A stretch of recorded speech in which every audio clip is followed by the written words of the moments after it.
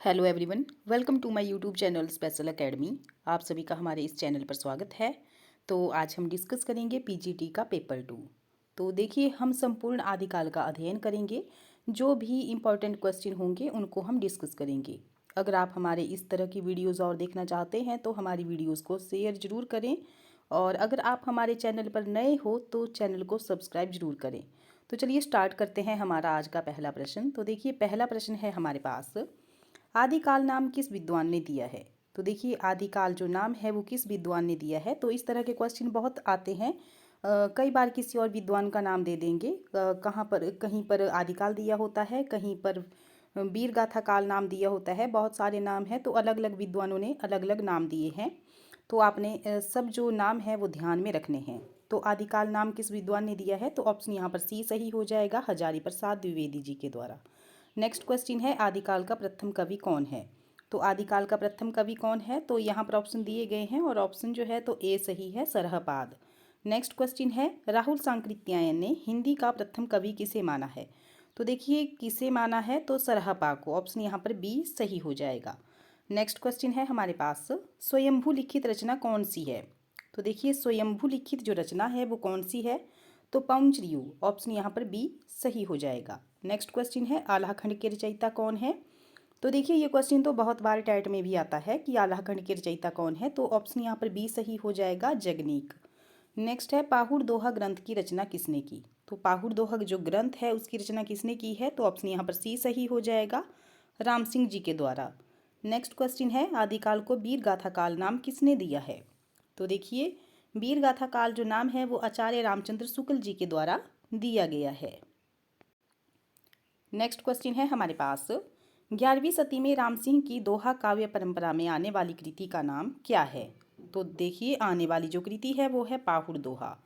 Next question है हमारे पास, शालिभद्र सूरी को हिंदी का प्रथम कवि किसने माना है। तो देखिए, जो शालिभद्र सूरी है हिंदी का प्रथम कवि किसने माना है, तो ये माना है गणपति चंद्रगुप्त जी के द्वारा। नेक्स्ट क्वेश्चन है, चारण काल किस काल का दूसरा नाम है। तो देखिए, चारण काल किस काल का दूसरा नाम है, तो ऑप्शन यहाँ पर डी सही हो जाएगा, आदिकाल का। नेक्स्ट क्वेश्चन है, उपदेश रसायन रास के रचयिता कौन है। तो देखिए, उपदेश रसायन रास के जो रचयिता हैं वो हैं जिनदत्त सूरी। नेक्स्ट क्वेश्चन है, देखिए, अगर आपको हमारी ये वीडियो अच्छी लग रही है तो वीडियो को लाइक ज़रूर करें और अपने दोस्तों के साथ इसको शेयर ज़रूर करें। तो नेक्स्ट क्वेश्चन है हमारे पास, हिंदी में लिखने वाला प्रथम मुसलमान लेखक कौन है। तो देखिए, हिंदी में लिखने वाला जो प्रथम मुसलमान लेखक है वो है अब्दुल रहमान। ऑप्शन यहाँ पर जो है तो सी सही हो जाएगा। नेक्स्ट है, हिंदी साहित्य की प्रथम रचना कौन सी है। तो देखिए, हिंदी साहित्य की जो प्रथम रचना है वो है श्रावकाचार। ऑप्शन यहाँ पर ए सही है। नेक्स्ट है, भरतेश्वर बाहुबली रास के रचयिता कौन है। तो देखिए, भरतेश्वर बाहुबली रास के जो रचयिता हैं वो हैं शालिभद्र सूरी जी। नेक्स्ट क्वेश्चन है, वर्ण रत्नाकर के रचयिता कौन है। तो देखिए, वर्ण रत्नाकर के जो रचयिता हैं वो हैं ज्योतिरेश्वर ठाकुर। नेक्स्ट क्वेश्चन है हमारे पास, मैथिली का कवि कौन है। तो देखिए, मैथिली का जो कवि है वो है विद्यापति। इनको मैथिल कवि भी कहा जाता है, मैथिल कोकिल भी कहा जाता है विद्यापति को। नेक्स्ट क्वेश्चन है हमारे पास, यहाँ पर हमें सुमेलित करना है, मैच करना है कौन सी रचना किसकी है। तो देखिए, जगनीक की क्या है, परमाल रासो। विद्यापति की है पद्मावली। अमीर खुसरो की है दो सुकने और स्वयंभू की है पमचरियू। नेक्स्ट क्वेश्चन है हमारे पास, आदिकाल का समय क्या है। तो देखिए, आदिकाल का जो समय है वो है, ऑप्शन यहाँ पर ए सही हो जाएगा। नेक्स्ट है, आदिकाल को संक्रमण काल की संज्ञा किसने दी। तो देखिए, संक्रमण काल की जो संज्ञा दी है वो दी है राम खिलावन पांडे जी के द्वारा। ऑप्शन यहाँ पर ए सही हो जाएगा। नेक्स्ट क्वेश्चन है हमारे पास, श्रावकाचार के रचयिता कौन है। तो देखिए, श्रावकाचार के जो रचयिता हैं वो है देवसेन। नेक्स्ट है, राउल बेल कृति किसकी है। तो राउल बेल जो कृति है वो किस तरह की है, तो ये है एक चंपू काव्य। नेक्स्ट है, हजारी प्रसाद द्विवेदी ने हिंदी का प्रथम कवि किसे माना है। तो देखिए, हजारी प्रसाद द्विवेदी जी ने हिंदी का जो प्रथम कवि माना है वो माना है अब्दुल रहमान जी को। नेक्स्ट है, ग्रियर्सन के अनुसार आदिकाल की अवधि क्या है। तो आदिकाल की अवधि क्या है, तो 700 ईस्वी से 1400 ईस्वी तक। नेक्स्ट है, राम कुमार वर्मा ने संधि काल के अंतर्गत किस साहित्य का विवेचन किया है। तो ये जो विवेचन किया है तो किसका किया है, सिद्ध और जैन साहित्य का। नेक्स्ट क्वेश्चन है, किस विद्वान ने अपने इतिहास ग्रंथ में अपभ्रंश साहित्य को हिंदी साहित्य से अलग मानकर उसे पूर्व पीठिका के रूप में सम्मिलित किया है? तो देखिए ऑप्शन यहाँ पर बी सही हो जाएगा, आचार्य रामचंद्र शुक्ल जी ने। नेक्स्ट क्वेश्चन है हमारे पास, निम्न रचनाओं को काल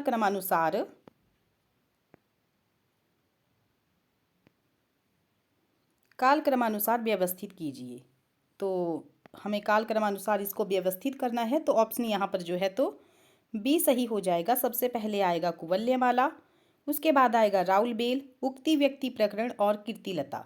नेक्स्ट क्वेश्चन है हमारे पास, सिद्धों की साधना में शून्य का पूरक तत्व क्या है? तो देखिए शून्य का जो पूरक तत्व है वो है ज्ञान।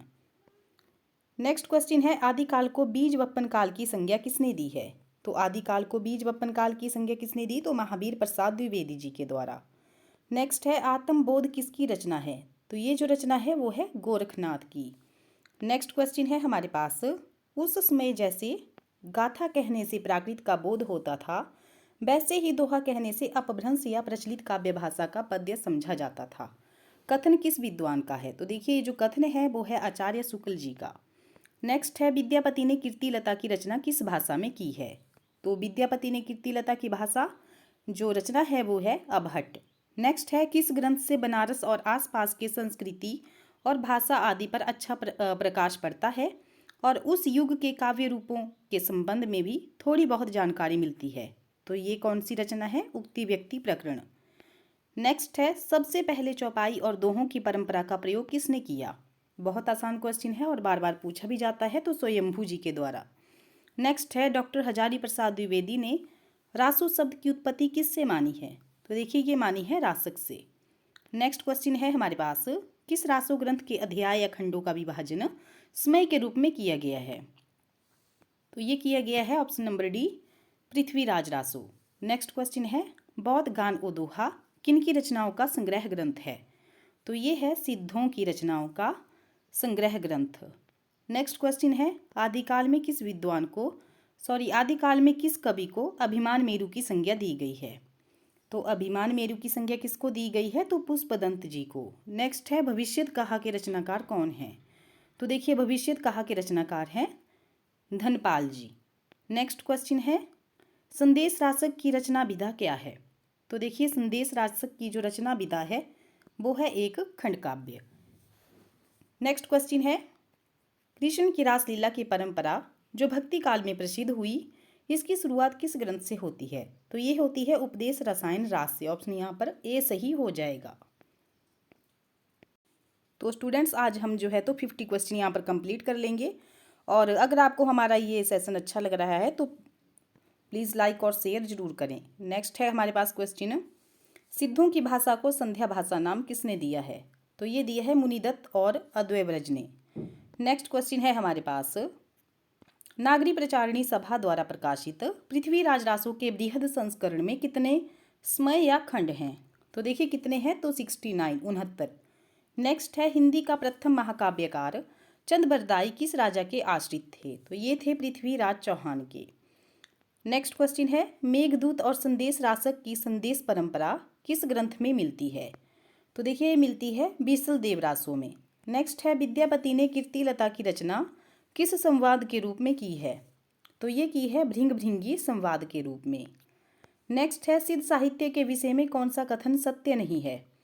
तो कौन सा कथन सत्य नहीं है? तो सिद्ध साहित्य का प्रणयन पिंगल भाषा में हुआ है, ये असत्य है।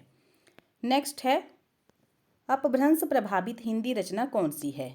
तो अपभ्रंश से जो प्रभावित रचना है वो कौन सी है? तो भरतेश्वर बाहुबली रास। नेक्स्ट है, चारण साहित्य किस साहित्य का दूसरा नाम है? तो चारण जो साहित्य है वो किसका दूसरा नाम है? तो रासो साहित्य का। नेक्स्ट क्वेश्चन है हमारे पास, कौल ज्ञान निर्णय के रचनाकार कौन हैं? तो ये है मत्स्येंद्र नाथ जी। नेक्स्ट है, मत्स्येंद्र नाथ के पूजा या उपासना का नाम क्या था? तो ये था पिपलीस देव। ऑप्शन यहाँ पर बी सही हो जाएगा। तो स्टूडेंट्स ये थे हमारे 50 क्वेश्चन। नेक्स्ट वीडियो में हम अगले 50 क्वेश्चन लेके आएंगे, और आप कमेंट बॉक्स में ज़रूर बताइएगा कि आपको हमारी ये वीडियो कैसी लगी। मिलते हैं नेक्स्ट वीडियो में। Thank you.